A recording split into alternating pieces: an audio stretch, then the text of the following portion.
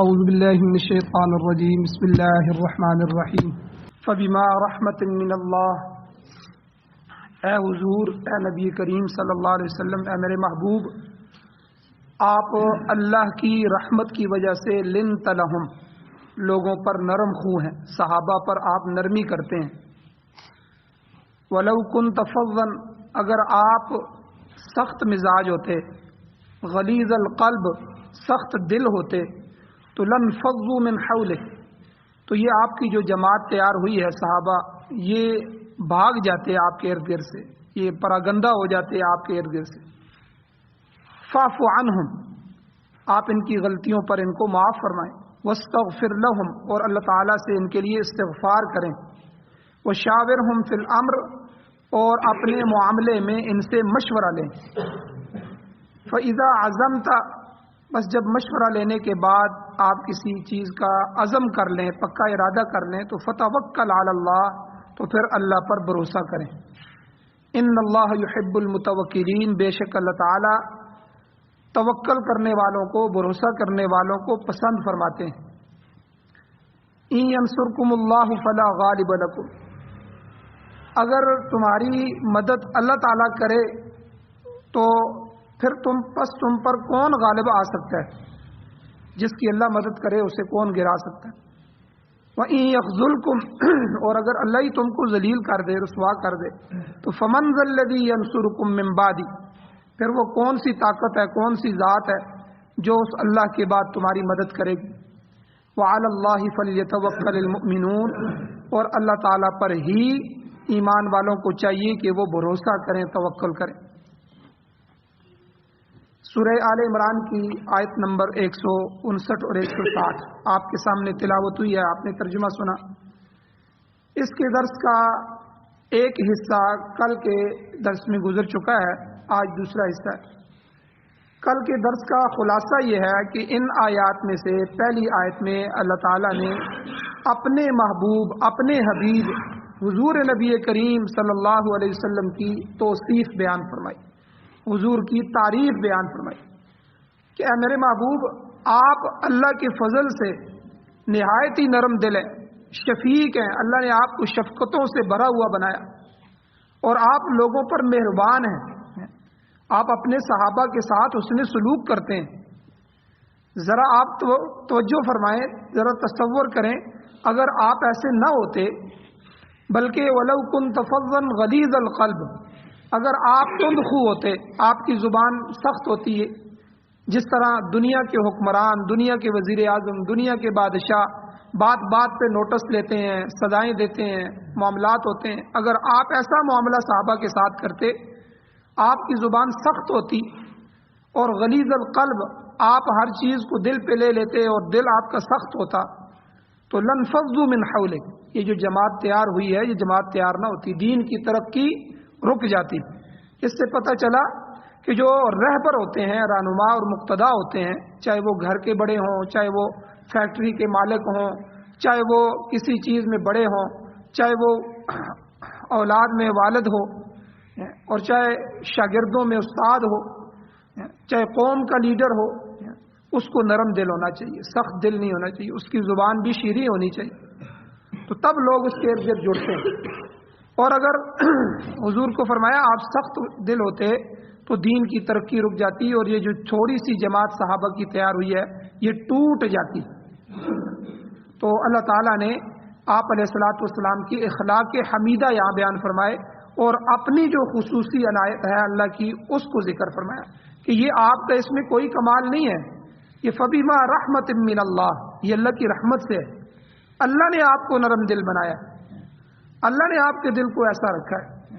تو یہ گویا کہ حضور کی توصیف بھی بیان فرمائی، اور اپنا خصوصی عنایت، اپنا خصوصی کرم بھی یہاں اللہ نے بیان فرمایا۔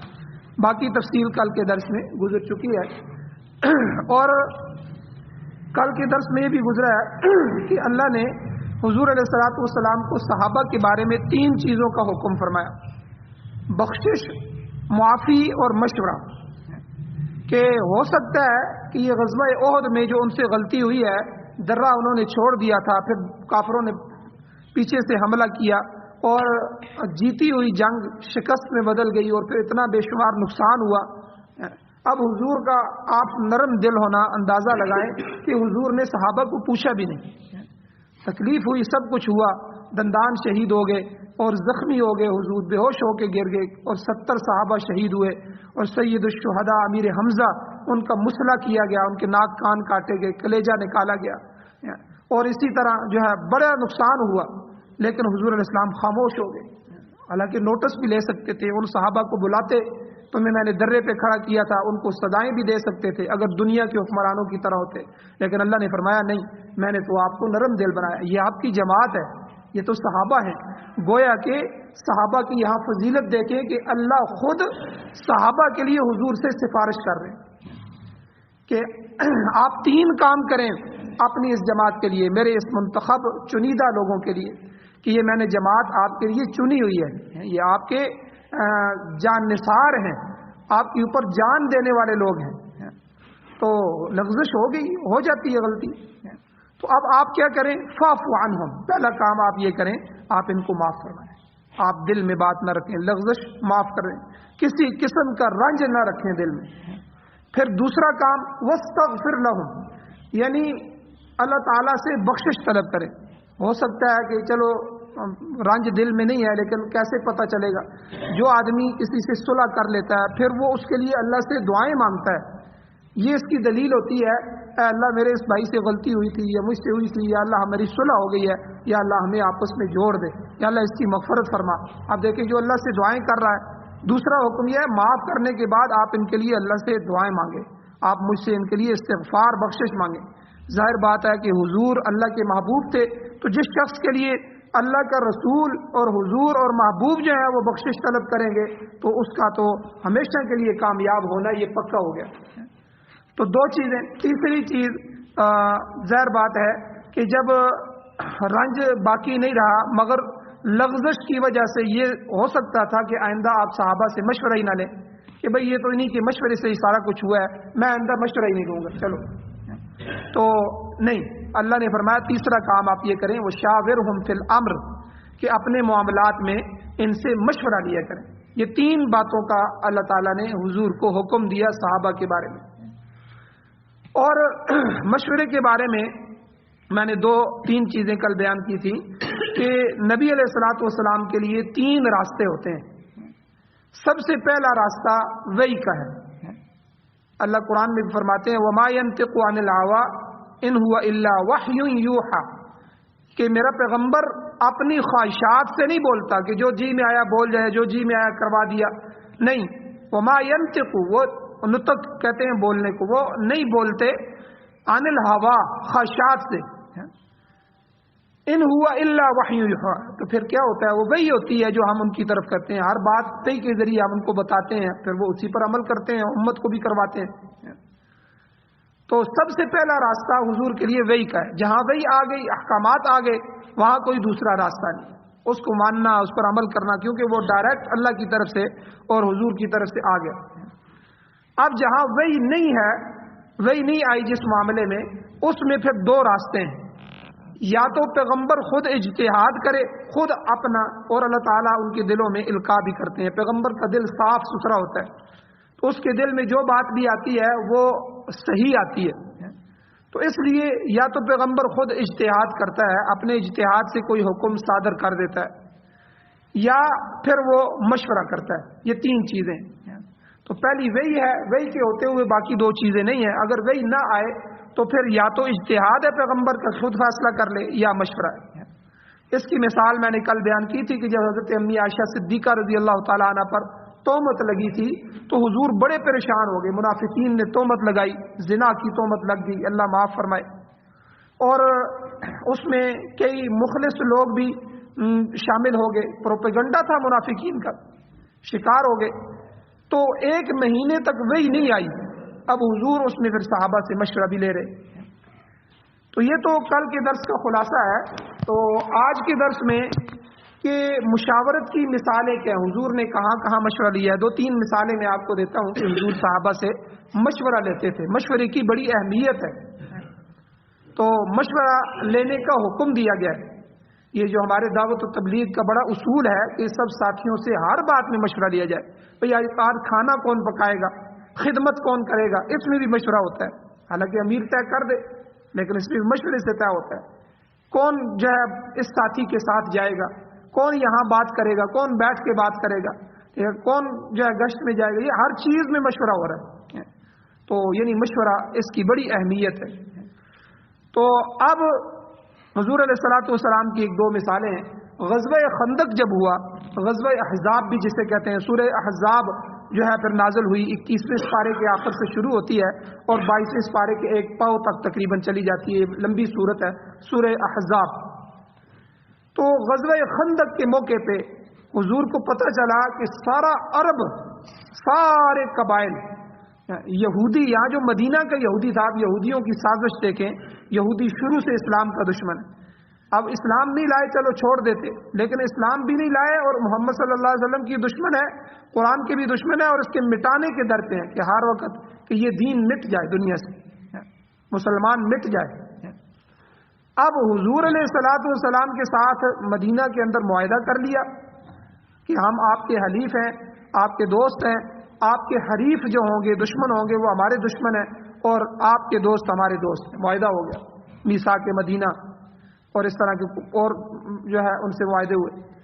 اور باہر باہر سے یہودی جو ہے مشرکین کو ملے, مشرکین مکہ کے پاس گئے, انہیں کہا کہ دیکھو یہ ادھر آ گئے ہیں اور ہم مدینہ کے اندر بیٹھے ہوئے ہیں, اب ہم اکیلے کچھ بھی نہیں کر سکتے مسلمانوں کے خلاف, تم لشکر جمع کرو, ادھر سے حملہ کرو, ہم اندر سے تمہاری مدد کریں گے. لیکن یہ بات باہر لیک نہیں ہونی چاہیے, آؤٹ نہیں ہونی چاہیے. اب وہاں سے مشرکین مکہ سے نکلے, پھر کئی قبائل کے پاس گئے. قبیلہ غطفان بہت بڑا قبیلہ تھا, ان کے پاس ہزاروں جنگجو تھے, تو لڑنے والے لوگ, لڑاکو. ان سے جا کے بات کی, ان کو بھی تیار کر لیا. اور اسی طرح سب اب حضور کے ارد گرد کے اتنے دشمن ہو گئے کہ عرب کے کوئی مشرک ایسا نہیں تھا قبیلہ جو بچا ہو کہ جس نے کہا کہ ہم آج اسلام کو مٹائیں گے, بس آخری حملہ. تو اب جب وہ نکلنے لگے تو اور ادھر سے حضور کو دونوں طرف سے تکلیف. اب مدینہ کے اندر دو دشمن بیٹھے ہوئے ہیں, ایک تو منافق ہیں, ان سے ہر دم خطرہ ہے, کوئی پتہ نہیں کہ یہ کیا چال چلیں, کیا کریں. اور دوسرا یہودی ہیں جو مدینہ کے اندر بیٹھے ہیں, اور باہر کا دشمن بھی جمع ہو رہا ہے مسلمانوں کو مٹانے کے لیے. حضور نے صحابہ کو جمع کر دیا, بھائی مشورہ دو کیا کرنا چاہیے. وہی تو اس معاملے میں ابھی تک نہیں آئی, تو بتاؤ. اب سب صحابہ اکرام نے مشورہ دیا, کسی نے کیا کہا, کسی نے کیا کہا, جو کہ باہر جا کے لڑنا چاہیے, ہمیں معاہدہ کر لینا چاہیے, فلاں ہو جانا چاہیے, کوئی مشورہ. تو حضرت سلمان فارسی رضی اللہ تعالیٰ, چونکہ یہ فارس سے آئے تھے, روم اور فارس ایران کی اور ان علاقوں سے, اور آ کے صحابی بنے تھے, حضور کے غلام بن گئے تھے, تو انہوں نے مشورہ دیا. انہوں نے کہا حضور ہمارے جو ملک تھے فارس وغیرہ, وہاں ہماری قوم کی یہ عادت تھی, ہمارے علاقے کے لوگوں کی یہ عادت تھی کہ جب ان کا دشمن بکھرا ہوا ہوتا, ہجوم میں بڑا دشمن ہوتا, تو ہم کیا کرتے, ہم اپنے شہروں اور بستیوں کے ارد گرد خندق کھود دیتے, بڑا گڑھا کھود دیتے ہیں, اس مسجد جتنا گڑھا نیچے, تو تاکہ اس کو کوئی پار ہی نہ کر سکے. پورے شہر کے ارد گرد خندق کھود دیتے ہیں ہم, اور شہر کے اندر رہ کے ہم پھر دشمنوں سے لڑتے ہیں. حضور علیہ الصلوۃ والسلام کو یہ مشورہ بڑا پسند آیا. حضور نے اس مشورے کو شرف قبولیت بخشا اور خندق کھودنے کا حکم دیا. اب مدینہ کے 3 طرفوں پر خندق کھودی گئی, 3 اطراف میں خندق کھود دی گئی, اور ایک طرف حضور نے خود صحابہ سے مل کے دشمن کا دفاع کیا. اب اس جنگ میں مجاہدین صرف 3-4 ہزار تھے, اور مقابلے میں جو لوگ تھے وہ 25,000 تھے. اب 4,000 یا 3,000 اور سامنے 25,000 کا لشکر تھا, اور پھر مشرکین کا جو 25,000 کا لشکر تھا وہ ویسے ہی نہیں آیا تھا, پوری تیاری کے ساتھ اور ساز و سامان کے ساتھ انہوں نے آ کے حملہ کیا, لیکن وہ ناکام رہے, اللہ نے ان کو ناکام کیا. اور حضور نے اسی موقع پہ فرمایا تھا, حضور نے فرمایا یہ مشرکوں کا آخری حملہ ہے, بس آئندہ وہ حملہ کرنے کی جرت نہیں کریں گے, بلکہ اللہ کے فضل و کرم سے اب ہم ہی ان پر حملہ آور ہوں گے. یہ حضور کی زبان مبارک سے یہ جملے نکلے, اور پھر ایسا ہی ہوا. اس کے بعد نہ کوئی قبیلہ, نہ مشرکین مکہ, نہ یہودی, کوئی بھی اس کی جرت نہیں ہوئی کہ وہ مسلمانوں پر حملہ کرے، بلکہ اس کے بعد فتح مکہ ہوا اور کئی اور غزوے ہوئے کہ حضور نے یہ حملے کیے، لیکن اس کے بعد مشرکین نے حملے نہیں کیے۔ تو بہرحال یہ اتنی خطرناک جنگ تھی، آپ خود اندازہ لگائیں، 4000 بندوں کو 25,000 جنگجوؤں نے گھیر رکھا ہو، اور پھر مدینہ کا محاصرہ ہو گیا ہو، اندر کھانے پینے کی چیزیں اور دوسری چیزیں بند ہو گئی ہوں، اور اس کے علاوہ جو دباؤ تھا اندر سے، وہ اندر کا دباؤ الگ تھا منافقین کا اور یہودیوں کا۔ تو یہ دشمن کا دباؤ اتنا بڑا کہ اس دباؤ میں حضور نے دوسرا مشورہ کیا۔ کئی دن کا محاصرہ ہو گیا، دشمن جا نہیں رہا تھا اور آگے بھی نہیں آ رہا تھا، خندق کھودی ہوئی تھی، اب معاملات عجیب ہو رہے تھے۔ یہ پہلا موقع ہے کہ اس جنگ میں حضور علیہ السلام کی 3 کے 4 نمازیں قضا ہو گئی، یعنی حضور کی نماز تو قضا ہی نہیں ہو سکتی تھی، یعنی اتنا خطرہ تھا کہ اپنی جگہ سے ہل ہی نہیں سکتے تھے۔ تو اتنا دباؤ بڑا کہ حضور نے مہاجرین کو بھی دیکھا، صحابہ کو بھی دیکھا، مدینے کو بھی دیکھا، اور مدینے کے اندر کی کیفیات کو بھی دیکھا۔ کمانڈر تھے حضور، چیف تھے، اب ان سب کو نظر دوڑائی، اور پھر باہر کے دشمن کو بھی دیکھا کہ مشرکین مکہ، ابو سفیان مسلمان نہیں ہوئے تھے، وہ بھی لشکر لے کے سارا آئے ہوئے ہیں، اور سارے عرب کے قبائل جمع ہیں، اور یہودی ان کا ساتھ دے رہے ہیں۔ اور اس دباؤ میں حضور نے ایک اور فیصلہ کرنے کا جو ہے اس کے لیے مشورہ کیا، انصار کو بلا لیا، مہاجرین کو بلا لیا، صحابہ کو بلا لیا، اور آج وہ مشورہ کرنا ہے۔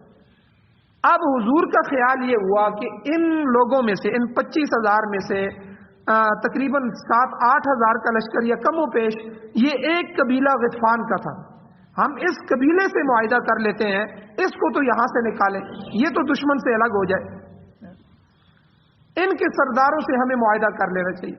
اور حضور کے خیال میں معاہدے میں کیا چیز تھی کہ ہم کس سے معاہدہ کریں؟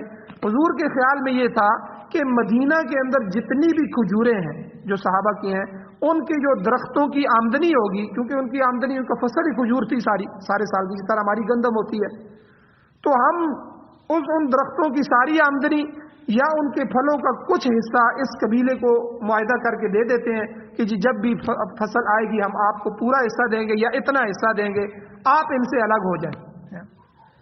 اب آپ اندازہ لگائیں کہ یہ ایک نازک معاملہ تھا، اور کتنا دباؤ ہوگا حضور پر اور صحابہ پر کہ حضور علیہ السلام نے اس فیصلے کے لیے صحابہ کو جمع کیا، اس مشورے کے لیے جمع کیا۔ اب آپ کو میں تھوڑا سا جو ہے وہ اندازہ دکھاتا ہوں کہ یہ جنگ کتنی خطرناک جنگ تھی، کہ خطرے کی وجہ سے صحابہ کے دل اچھل کے گلے تک آ رہے تھے۔ جب کسی کو ڈرایا جائے، دھمکایا جائے یا خوف ہو جائے تو اس کا دل دھڑکتا ہے، وہ آدمی کو کہتا ہے میرے دل پہ ہاتھ لگاؤ، میں کتنا ڈرا ہوا ہوں، ٹھیک ہے، دل اچھلتا ہے، خوف کا اس پر اثر ہوتا ہے، بلڈ پریشر ہائی ہو جاتا ہے۔ تو اللہ تعالیٰ نے قرآن مجید میں یہ الفاظ ذکر کیے، اس جنگ کا منظر پیش فرمایا۔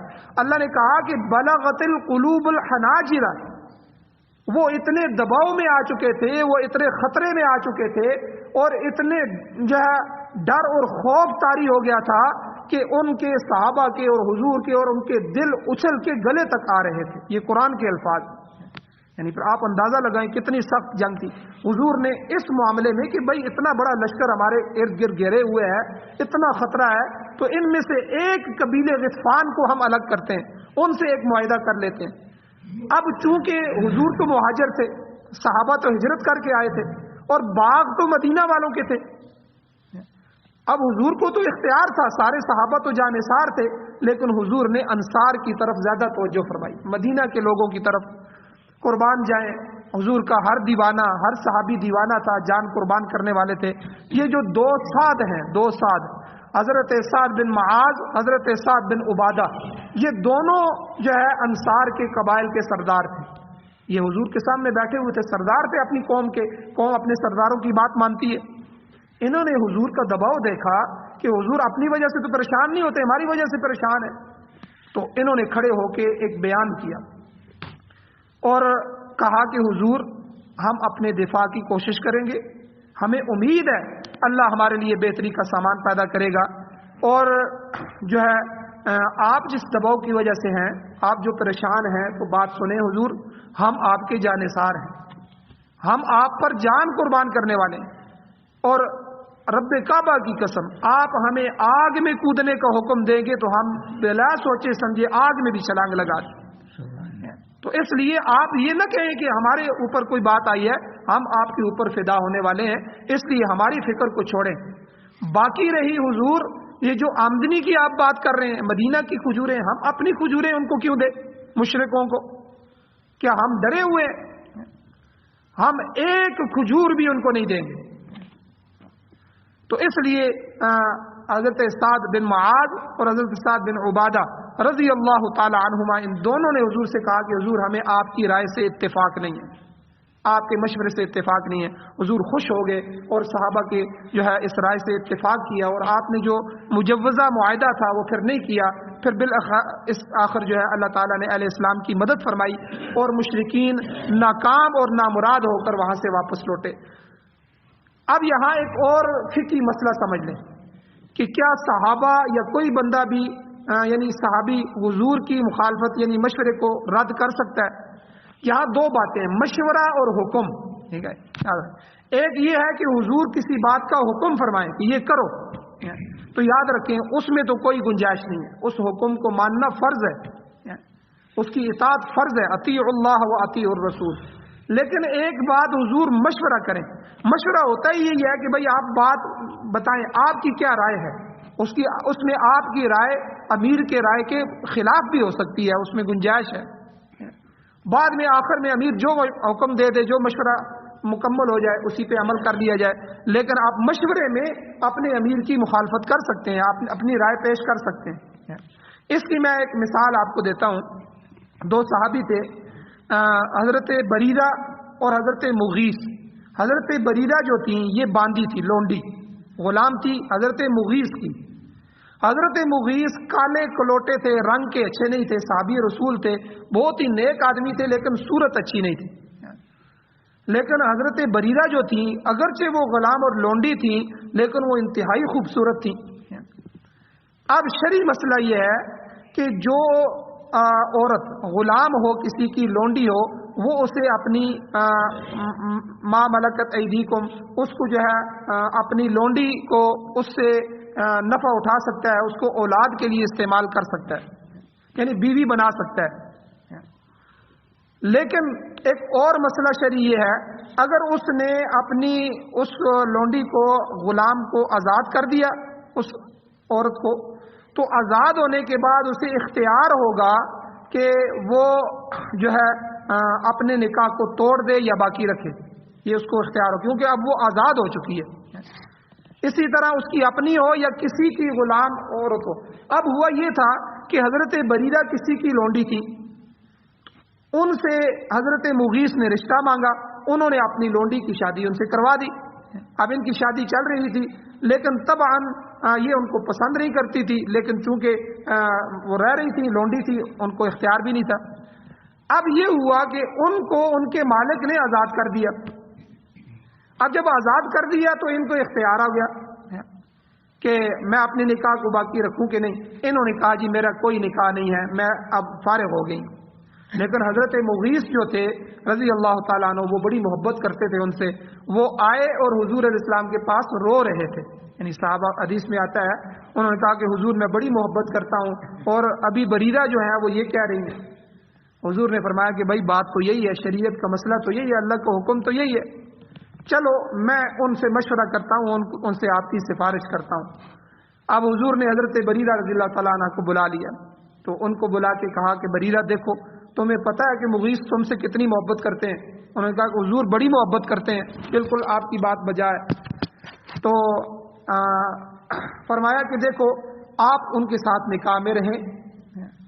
تو انہوں نے کہا کہ حضور یہ آپ کا حکم ہے یا آپ کا مشورہ ہے؟ یہاں سے میں آپ کو بات جو سمجھانا چاہ رہا، حضور نے فرمایا حکم نہیں ہے، میں شریعت کی مخالفت تو نہیں کر سکتا، شریعت کا مسئلہ یہی ہے کہ جب تک تم لونڈی تھی تمہیں اختیار ہی نہیں تھا، تم غلام تھی، اپنی مرضی نہیں کر سکتی تھی، تو تمہارے آقا نے ان کے ساتھ تمہارا نکاح کر دیا، یہ نکاح ٹھیک تھا، لیکن جب تم آزاد ہو گئی تو اب جو ہے تمہیں اللہ نے اختیار دیا ہے، تم آزاد عورت ہو، تم اپنا فیصلہ کر سکتی ہو، تم نے خود اپنے نکاح کو توڑا، میں تمہارے اس حکم اللہ کے حکم کے خلاف تمہیں حکم تو نہیں دے سکتا، میرا ایک مشورہ ہے تو انہوں نے کہا کہ حضور اگر آپ کا حکم ہوتا تو سر آنکھوں پر میں سر کے بل چل کے ان کے پاس چلی جاتی اور اس نکاح کو باقی رکھتی، لیکن میری طبیعت نہیں مانتی ان کو، تو اس لیے آگے اللہ کے حکم کی خلاف ورزی بھی ہو سکتی ہے، خاوند کی اطاعت اگر نہ ہو تو یہ بھی نافرمانی میں آتا ہے، تو اس لیے جو ہے میں آپ کے مشورے پر عمل نہیں کرتی۔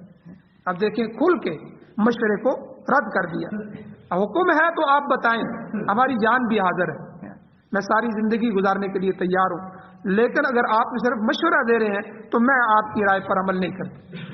تو اس لیے جو مشورہ ہوتا ہے، تو ہمارے جو حضرات کہتے ہیں مشورے کے لیے جو 2 اصول انہوں نے بیان فرمایا تبلیغ جماعت میں دعوت تبلیغ میں، کہ بھائی دیکھیں مشورے سے پہلے مشورہ نہ ہو اور مشورے کے بعد تبصرہ نہ ہو، ٹھیک ہے، کہ اب شام کو مشورہ ہونا ہے، آپ پہلے سے ساتھیوں کو تیار کر رہے ہیں، اچھا یار میری رائے یہ ہے کہ فلاں آدمی بیان کرے گا، تو آپ نے بھی مشورے میں بیٹھ کے یہی کہنا ہے، ٹھیک ہے نا، اب پہلے سے بندے تیار کیے جا رہے ہیں، مشورے سے پہلے مشورہ نہ ہو، اس کے لیے آپ ماحول تیار نہ کریں۔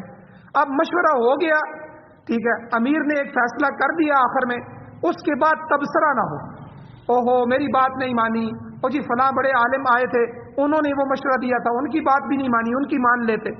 بھائی حضور کے مشورے پہ بھی آپ دیکھیں کہ صحابہ کو اجازت ہے کہ آپ حضور کی بات بھی نہ مانیں، ہاں حکم دے تو آپ کے لیے فرض ہے کہ حضور کا حکم ماننا، اللہ اور اس کے رسول کو، لیکن مشورے میں اختیار ہوتا ہے، مشورہ اختیاری ہوتا ہے، تو آپ اپنا مشورہ دے سکتے ہیں اس میں، تو اس لیے مشورے سے پہلے مشورہ نہ کیا جائے، مشورے کے بعد اس پر تبصرہ نہ کیا جائے۔ تو بہرحال حضور علیہ الصلوۃ والسلام نے یہاں 2 مشورے کیے، دوسرے مشورے میں بھی حضرت سعد بن معاذ، حضرت سعد بن عبادہ نے حضور سے کہا حضور ہم آپ کی رائے سے اتفاق نہیں کرتے، ہم ایک کھجور بھی اس قبیلے کو نہیں دیں گے، یہ مشرک ہے، ہم پر حملہ کیا ہے، کیا اللہ ہمارے ساتھ نہیں ہے، ہم آپ کے ساتھ چلیں گے، آپ جہاں تک ہم کو لے کے جائیں گے ہم جائیں گے، اور آپ اگر ہمیں آگ میں کودنے کا حکم دیں گے ہم آگ کے سمندر میں چھلانگ لگا دیں گے، ہم اتنے آپ کے اوپر جان نثار ہیں، جان قربان کرنے والے ہیں، لیکن اپنے مدینے کی ایک کھجور بھی ان کو نہیں دیں گے۔ حضور بڑے خوش ہوئے اور پھر اللہ نے مدد فرمائی۔ اسی طرح غزوہ بدر کے موقع پر جو صحابہ سے مشورہ ہوا، حضور نے فرمایا کہ یہ بدر کا میدان ہے، بتاؤ ہم اپنا لشکر کس طرف کریں، پہاڑ کے اس طرف کریں، ریت والا ٹیلا ہے اس کی طرف کریں، کہاں ہم اپنے جو ہے تو صحابہ سے مشورہ دیا، تو حضرت حباب بن منذر رضی اللہ تعالیٰ عنہ انہوں نے حضور کو مشورہ دیا کہ اگر ہم یہ اس فلاں جگہ پر پڑاؤ ڈالتے ہیں تو ہماری اس طرف پانی بھی ہے اور یہ گھاس بھی ہے، ہمارے جانوروں کی گھاس بھی ہو جائے گی، ہمارا پانی کی ضرورت بھی پوری ہو جائے گی، دوسری طرف حضور جو آپ کہہ رہے ہیں وہاں یہ دونوں چیزیں نہیں ہیں، ہمیں مشکلات ہو سکتی ہیں، اس لیے ہم نے جو اپنے لشکر کو ٹھہرانا ہے اس کا پڑاؤ ڈالنا ہے، تو اس لیے ہم اس طرف ڈالیں۔ تو حضور علیہ الصلوۃ والسلام نے ان کے رائے کو قبول فرماتے ہوئے اپنا جو ہے اسی مقام پر ڈیرا ڈالا، تو اللہ تعالیٰ نے یہاں بھی مسلمانوں کی مدد فرمائی اور غزوہ بدر میں بھی اللہ نے فتح عظیم سے نوازا۔